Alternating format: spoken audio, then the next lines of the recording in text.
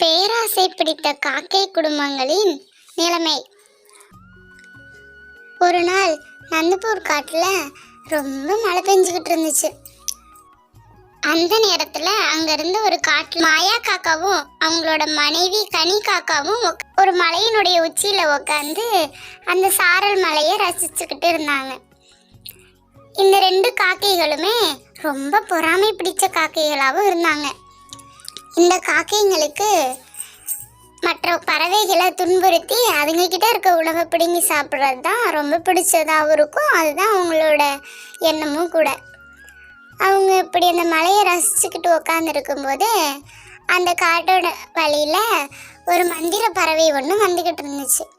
மலையிலேயே நனைஞ்சிட்டு வந்துட்டு இருக்கவும் அந்த பறவைக்கு கொஞ்சம் கண்ணு தெரியாமல் இருந்ததுனால ஒரு மரத்தினுடைய உச்சியில் போய் இடிச்சிருச்சு.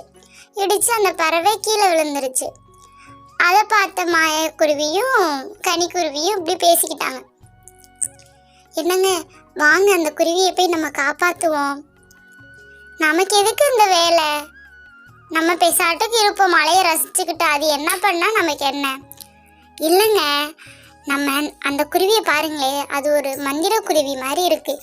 நம்ம அந்த குருவிக்கு இப்போ உதவி செஞ்சோன்னா அந்த குருவி கண்டிப்பாக நமக்கு நிறைய பொற்காசுகளும் பணமும் கொடுக்குங்க. அதனால நம்ம போய் அந்த குருவிக்கு உதவி செய்வோம். நீ சொல்கிறதும் சரிதான், வா போய் உதவி செய்வோம் அப்படின்னு சொல்லிட்டு அந்த ரெண்டு காகங்களும் அந்த பறவைக்கு வந்து உதவி செய்யலான்னு சொல்லிட்டு வந்துச்சுங்க. வந்து அந்த பறவைக்கிட்ட இப்படி கேட்டுச்சுங்க, உனக்கு என்ன உதவி வேணும்? நான் இங்கே வந்துட்டு விழுந்துட்டேன், என்னோட வீட்டில் கொண்டு போய் விட்டுருங்க ப்ளீஸ், அந்த உதவி மட்டும் எனக்கு செய்யுங்க. சரின்னு சொல்லிட்டு அந்த காகங்கள் ரெண்டும் அந்த மந்திர பறவையை தூக்கி கொண்டு அவங்களோட வீட்டில் சேர்த்தாங்க. சேர்த்ததுக்கப்புறம் அந்த காகங்கள் ரெண்டும் அந்த மந்திர பறவைங்கிட்ட இப்படி கேட்டுச்சுங்க, நாங்கள் உன்னை காப்பாற்றிருக்கோம்ல, எனக்கு நீ ஏதாச்சும் பரிசு கொடு அப்படின்னு சொல்லி கேட்டுச்சுங்க. பரிசு தானே, கண்டிப்பாக நான் உங்களுக்கு செய்கிறேன். ஆனால் என்னுடைய மந்திர குச்சி அங்கே நான் விழுந்த இடத்துலே விழுந்துருச்சு, அதை மட்டும் எடுத்துகிட்டு வந்து கொடுத்தீங்கன்னா நான் உங்களுக்கு கண்டிப்பாக நிறைய பொற்காசுகள் கொடுக்குறேன். அந்த குச்சி என்கிட்ட இல்லைன்னா என்கிட்ட சக்தியே இருக்காது, நான் செயலிழந்துடுவேன்.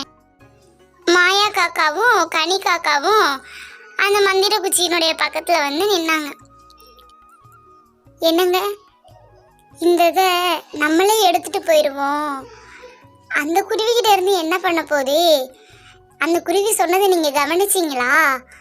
இந்த மந்திர குச்சி யாருக்கிட்ட இருக்கோ அவங்க தான் இந்த சக்தி இருக்கும், அந்த குச்சி இல்லைன்னா அந்த பறவைக்கிட்ட சக்தியே இருக்காது. அப்படிங்கிறப்போ இந்த குச்சியை நம்ம எடுத்துகிட்டு போய் நம்ம பெரிய சந்தோஷமாக வாழலாங்க, நம்ம போய் அந்த பறவைக்கிட்ட கொடுக்க வேணாம் அப்படின்னு சொல்லியாச்சு. இந்த ரெண்டு காக்கைகளும் இப்படி பொறாமப்பட்டு யோசிச்சுட்டு அந்த குருவியினுடைய வீட்டு பக்கத்தில் வந்து நின்று அந்த குருவியினுடைய வீட்டை, மந்திர குச்சியே இந்த வீட்டின் கதவையும் ஜன்னலையும் நீ சாத்திரு அப்படிங்கிற மாதிரி சொன்னோன்னே அந்த குருவினோட வீடு ஜன்னல் எல்லாமே மறைஞ்சிருச்சு. அதுக்கப்புறம் இந்த காக்கைகள் ரெண்டு பேரும் அந்த மந்திரிக்கோளை எடுத்துட்டு வந்து அவங்களோட வீட்டில் வச்சுருந்தாங்க. அவங்களுக்கு ரொம்ப பேராசை இருந்ததுனால நம்மக்கிட்ட இருக்க சின்ன வீடை பெரிய வீடாக மாற்றி அமைச்சுக்கலான்னு சொல்லி யோசிச்சுட்டு அந்த மந்திரக்கோளால் எங்களோட வீடு பங்களா மாதிரி மாறணும் அப்படின்னு சொல்லி சொன்னாங்க. அப்படி சொன்ன உடனே அவங்களோட வீடு ரொம்ப பெருசாக பார்க்கவே அந்த காட்டில் உள்ள எல்லா பறவைங்களோட வீட்டையும் தவிர இந்த வீடு ரொம்ப பெருசாக இருந்துச்சு.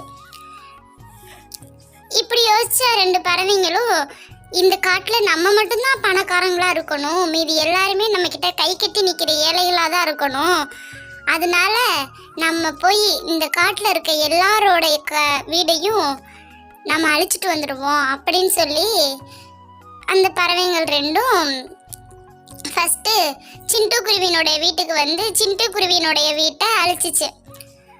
அப்படி இல்லாமல் இருக்கிற எல்லா பறவைங்களோட வீட்டையும் அழிச்சிடுச்சு. அதனால அந்த காட்டில் உள்ள எல்லா பறவைங்களும் நைட்டில் குளிர ரொம்ப வாடிக்கிட்டு இருந்தாங்க. அவங்களுக்கு ரொம்பவே கஷ்டமாக இருந்துச்சு. அதனால காலையில் எந்திரிச்சோன்னே எல்லா பறவைங்களும் சேர்ந்து நம்ம இங்கே இருக்கிறது சரியில்லை, பக்கத்து காட்டுக்கு போயிடலான்னு பக்கத்து காட்டுக்கு வந்தாங்க. அப்படி பக்கத்து காட்டில் வரும்போது அவங்க வந்துக்கிட்டு இருக்கும்போது அவங்களுக்கு யாரோ எங்களை காப்பாற்றுங்க காப்பாற்றுங்கிற மாதிரி சவுண்டு கேட்கவும் ஒரு வீட்டினுடைய பக்கத்தில் வந்து நின்னாங்க. உள்ளே இருந்து சவுண்டு மட்டும் வந்துச்சு, என்னைய காப்பாத்துங்க என்னைய காப்பாத்துங்க. யார் நீ? உள்ள என்ன பண்ணிக்கிட்டு இருக்க?